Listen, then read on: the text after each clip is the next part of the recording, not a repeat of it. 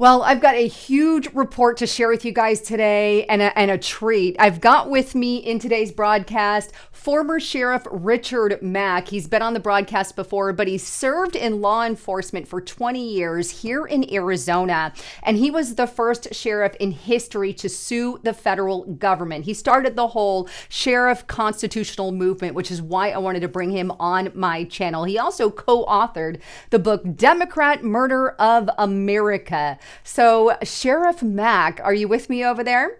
I'm here, and you live in Phoenix? Phoenix and surrounding areas, more outside of Scottsdale, but yeah. Okay, I'm the surrounding area by Gilbert. Oh yeah, you're right there, not far.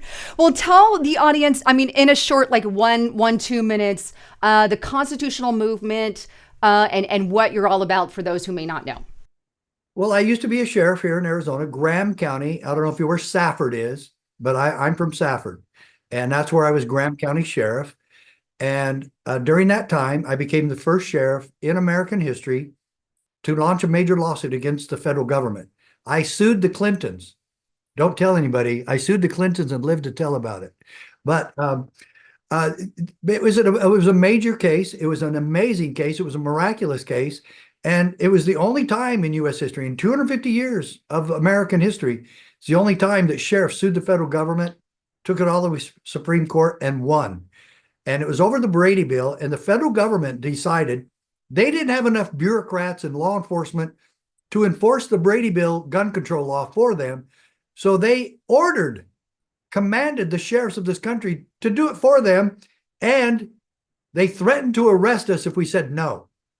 Serious, all true, all documented. And we took it to the district court where most of the sheriffs that did this won. There were 7 of us that did it. And then we got overturned at the Ninth Circuit, which is San Francisco. But the sheriff in Texas and in Louisiana won in the Fifth Circuit in New Orleans. So that guaranteed us a trip to the Supreme Court. And Sheriff Prince from Montana and I were the 2 sheriffs that went to that.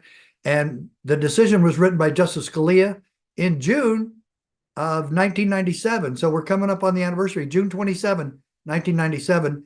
And it's been the thing I've been pushing ever since. And I decided at that point, all sheriffs should be keeping their oath. All sheriffs should be constitutional. All sheriffs should protect their people from tyranny and dictatorships and unconstitutional acts by other bureaucrats and government officials. And so, yes, we believe that the sheriff should be in a position to say to people, we should have never arrested Rosa Parks. That was stupid. We should have never arrested Martin Luther King over 30 times. That was stupid. Let's make sure we're not doing it today. Now, who are they arresting today? Amish farmers because they don't pasteurize their milk. This is how stupid government has gotten. And Ronald Reagan was right. Government isn't the solution to the problem. Government is the problem. And we, the people and the sheriffs, should be standing unitedly to make sure that the Constitution is once again the supreme law of the land. And I say freaking big fat amen to that. I mean, everything you said. And here's the deal. I think you do deserve a plaque, by the way. I survived the Clintons. You guys who follow my channel know exactly what we're talking about here. But I mean, legitimately. And without people like you making the stand, we're gone. Because the sad news is there are people that are afraid to take the stand, right? And there are people and I'm sure they were afraid back then because you talked about Rosa Parks, you talked about Martin Luther King Jr. And there were people then who may have thought, yeah, I should, and then were too afraid. And I think this is one of the reasons why you wrote the book that you did, The Democrat Murder of America. And because honestly, like the Democrats of today are not the Democrats of yesterday or years ago, because those Democrats used to be about freedom of speech, freedom of America, all about America. But they have gone so far left. They've basically, turned our entire republic upside down. And by the way, I love what you say about referring to a democracy versus a republic. You're going to have to get into that too. I was going to mention that because a lot of people miss that. But the Democrats are not about the Democrat Party anymore. They are just about control and tyranny and, them ruling with power. And they do it by any and all means that they can. Well, You brought up the Clintons, and there's a pretty strong chapter about the Clintons, and let me tell you about that. I mean, their names have become synonymous with corruption, which the Democrats still love them. Who cares? But this is it. A book was written by two international famous economists, financial advisors, and the book is called The Sovereign Individual. They mention both Hillary and Bill in their book. And they also mention Vince Foster. And these two authors and economists said that the death of Vince Foster was the most poorly disguised murder in American history. And that's what they said. And of course, I quote them in this book as well, The Democrat Murder of America. And they also talk about the cattle futures trade that Hillary Clinton did. And they said that was impossible for her to do that honestly. There's no way. That was money manipulation and money funneling from someone else. And then I saw also the University of Florida did a study on it. A couple of their top students said that for her to do that honestly was 1 in 33 trillion. And so I put it in the book. So Hillary being an honest and good person is 1 in 30. The chances of that are 1 in 33 trillion.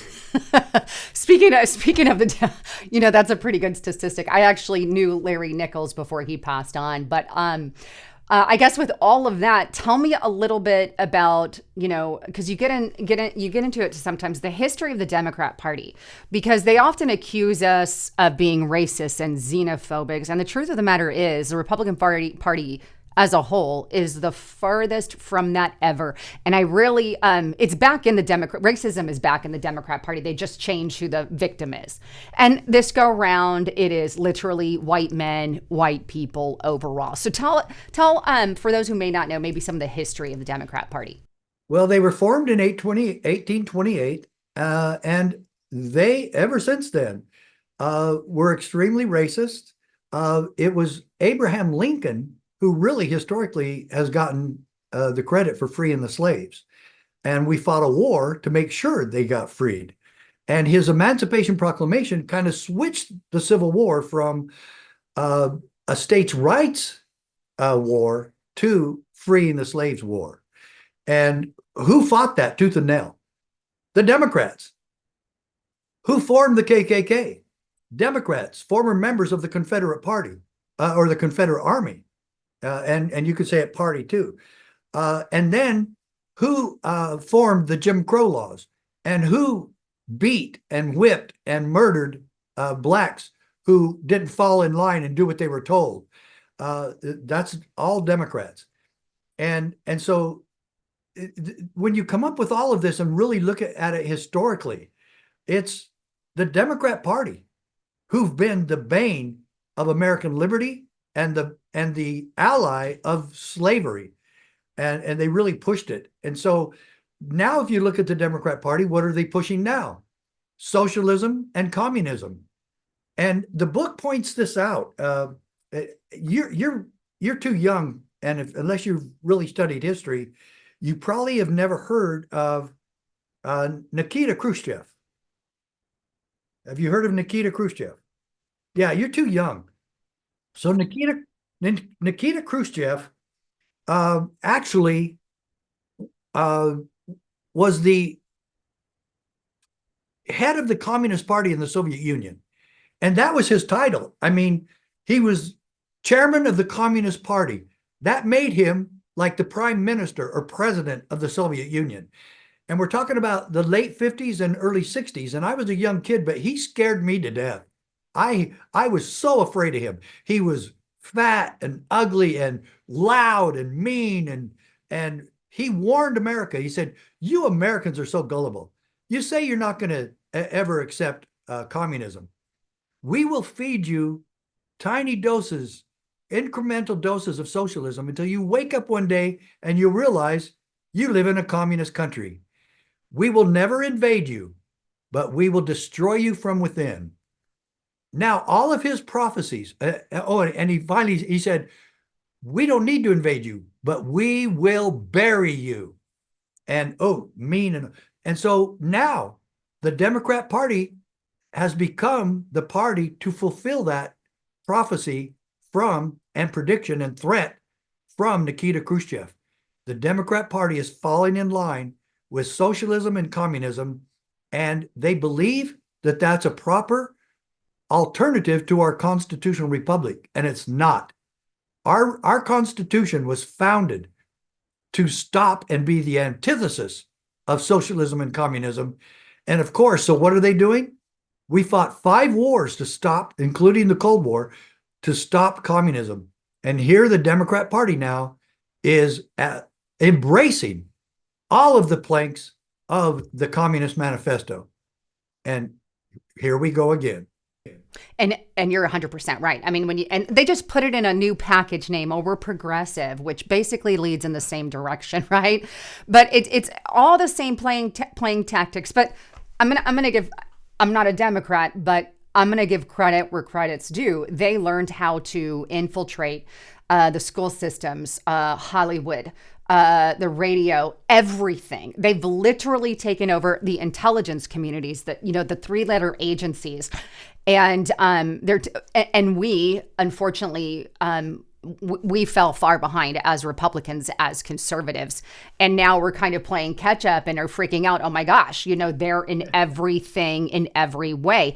And so they were really good at that tactic. So with that in mind, because we can't just have, right now we've got President Trump, and the good news is he's cleaning house at a level, right? So there's some agencies but there's still a lot of it going on. They're still in the colleges. They're still in Hollywood. They're still within our organizations. When you get a chance, please convey to him I want him to still abolish the Federal Reserve and especially the IRS. Yes. Amen and amen. Those are like 2. IRS and Federal Reserve immediately. I don't care which goes first, but it'd be nice. But with understanding their tactics, right, I guess let me ask the first question. Where do you see us? What do you see them doing in the future? Like if they were to, God forbid, take over the House and the Senate, the next election, and say even eventually the executive office, what do you think we'd be looking at? Kind of like very, very communism? What do you think, your opinion? There's no question. Look at what's happening. I mean, just read. You don't need to read between the lines. It's knocking us right in the head. I mean, the communists that are in office in the major cities in America, in Los Angeles, New York, Chicago, Portland, Seattle, it goes on and on. So yes, folks, this is the communist takeover of America. We are being destroyed from within. The Constitution and the American dream are being murdered by the Democrat Party. I'm not going to be nice about it. It's not an innocuous subject. It's bold in your face. They are murdering America. And that's why we did the title. Look, I'm a very peaceful person. In 20 years of law enforcement, I never committed an act of violence, never shot anybody, never hurt anybody. I believe that there's still a peaceful and effective solution to this, but we, the American people, have to be part of that, and we better get moving. Folks, I think it's essential that you read the book, okay? This is a life-saving and America-saving book, but I hope that you Democrats will be offended to an extent to be curious enough to read the book and be part of the solution with us. We're willing to move to the middle. Are you willing to move to the middle and take our hand and defend life, defend our children, defend our country, defend liberty, and defend free will? And there's a chapter in the book about free will. There's also a book about socialism and communism. Folks, socialism and communism are not the answer for equality. Forced government equality will never be equality. It will always be dictatorial and tyranny. Now, I've got a question for you because obviously, we've talked to Democrats through the years. And it's a question, do you think there's, I guess the question is, obviously some Democrats do it on purpose. They know exactly where they're going. But do you think there's a chunk of Democrats that have no idea, that are literally oblivious how far left their party has gone, and then just are voting down party lines? And then if so, how do we win them over? I totally believe that, and I hope this book will do that. That's really who we were thinking of when we wrote the book. Yeah, it's a mean title. It's a horrible title. We're trying to get your attention. it shows a jackass with a patriotic hat on stabbing, killing the Statue of Liberty, Lady Liberty. Folks, we want that to startle you. We want that to get your attention because we believe that you'll come together with us in the solution. And read the epilogue first. The epilogue is a story about a progressive leftist Democrat in the California legislature who started chewing out all the Democrats and complained about her party and quit the legislature after she and a Republican did a piece of legislation together and finally got everybody in the entire assembly to vote with them unanimously. Folks, that's the solution. That's the example we give. Come and meet with us. Read the book. You have to be educated. You can't be ignorant and free. We're all going to be part of free in America and being brothers and sisters and fellow Americans, but you've got to read the book. And I just want to say this. I don't get any financial benefit for the book, just so you guys know. I just love Sheriff Mack. He's been on my channel before. I do have information below. It's on murderofamerica.com. And he's got a website too, cspoa.org, if you guys want to check that out. And you also, I know you do a lot of constitutional stuff locally as well. But in all honesty, we talked about a little bit what the future holds for the Democrats, kind of, what the future holds for us if the Democrats get in charge. Honestly, if they do, it is terrifying because they have shown with Antifa, there are no grounds, right? I watched a video by James O'Keefe the other day, OMG. I'm going to be doing a report on Researcher Republic, so please make sure you guys are on there on this very topic. But basically how Antifa is now kind of following the same principles the Democrats have over the years, and they're infiltrating like the ACLU, government positions, and getting things passed and done. And it's chilling because a lot of them aren't coming through as just peaceful people. We've seen some of the violence that they have played, through the riots that they've held over the years. And so it's terrifying to think of what they have in the future because the average liberal doesn't view us as good people. We view liberals as they could be good. They just have bad ideas, as Dan Bongino says it. But they view us as just bad people with ideas. And God forbid our ideas get out. Because if our ideas do get out, they kind of make sense, right? Where you wake up some of those people. And so I see a future where we're going to be, if they all get in charge and we kind of lose this in the long term, more suppression. I think that the IRS is going to do what it did to the Tea Party back in the day. They've shown that it'll do it in the day. That will go after conservatives and, we could lose jobs, businesses. So God forbid anything like that happen. Do you feel kind of the same way? Yeah, I do. And when you said scary, how about this? When somebody says scariest thought, I immediately comes to my mind. Scariest thought. Kamala Harris, the vice and as president and vice president, Alexandria Ocasio-Cortez. If that doesn't chill you, not much will. But I said that one other person, they said, oh, no way, they would never do that. Yes, they would. And both of them are very ignorant. Both of them, neither one of them know what's going on. Neither one knows anything about foreign affairs. And neither one of them knows a damn thing about the United States Constitution. Yet, both of them will swear an oath of allegiance to it before they take their jobs. And they have done before. Folks, that we can be so flippant with taking an oath to the Constitution and summarily ignore it is really, I think, mind-blowing and petrifying to me as an American. Our goal is to have every peace officer and every sheriff in this country adhere to the oath of office and do this: protect, defend, uphold, and preserve the United States Constitution. There is the solution. I say again, another amen to that, because a lot of and that's the other thing. The Democrats will say, we believe in the Constitution. I'll see them holding patriotic flags. It's just it's not legit. They don't believe it. While they destroy the Second Amendment. Exactly. So God forbid they have all of it. But with all of that, Sheriff Mack, can you give your concluding thoughts? Where can people get a hold of you, your website, and the final information? The book is full of amazing information. We actually quote Charles Barkley, He quit the Democrat Party and became a Republican. And his mom called him and chewed him out. And she says, Charles, the Republicans only care about rich people. And he goes, Mom, I'm very wealthy. I'm rich. It's not true. And so, folks, that's what we need to do to all the demagoguery from the Democrat side. That's what the book is about. It's really about us coming together. Check us out. Murderofamerica.com. Murder of America, one word, murderofamerica.com. Try the book, see what you think. And I'd like to hear from you. If there's anything in the book that you would say, oh, that's a lie, you got to get that out of there. Believe me, I want to talk to you. And if you can convince me of that, or just show me the truth. I will not defy facts. Okay. And we'll get it out of there right away and apologize. Well, and if you guys want any of that information, I'm going to put it in the description box below. Again, his website is cspoa.org, or you can go to murderofamerica.com, and it's all in the description box. The book is available at both. At both. Okay, perfect. Well, thank you guys so much for coming on the broadcast, and thank you, Sheriff Mack, for being here. I truly appreciate it. Anytime. And thank you guys for listening. I'm Lisa Haven, and that was Sheriff Mack signing out.